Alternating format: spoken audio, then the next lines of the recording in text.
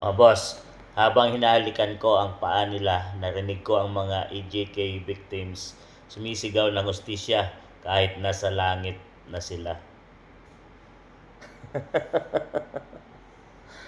Bagong Pilipinas, bagong mukha. Pati pare mga boss, nasa katinuan pa ba to? Mas ipinagtatanggol pa ng paring ito mga boss ang mga kriminal kaysa pag ang pulis ay nayari ng kriminal ay wala kang marinig sa ito mga boss. Pero itong mga AJK victims ay may dahilan kung bakit sila ay nabura. Dahil yun sa katigasan ng ulo nila, dahil yun sa pagsuway nila sa batas mga boss. Talagang bago namang ginawa yon ng nakarang administration, hindi pa man siya tumakbo ay nag-warning na siya mga boss. Natigilan nyo na, umalis na kayo sa bansang Pilipinas.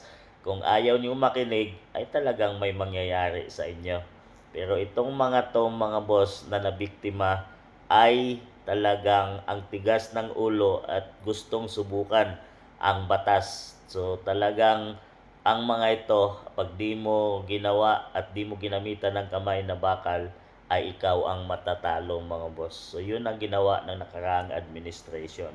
Pero ang lahat ng yon ay isinamba or sinamba ng paring ito, hinalikan yung paa ng mga kamag-anak at sinasabing narinig niya ang mga biktima na sumisigaw ng hustisya na nasa langit na. Nasa matino pa ba tong paring ito mga boss? Parang one-sided ang paring ito. Samantalang marami dyan na nabiktima ng mga yung mga na yung mga AJK na yan ay marami din silang pulis na nabiktima. Pero wala kang narinig sa paring ito na pumanig sa batas mga boss.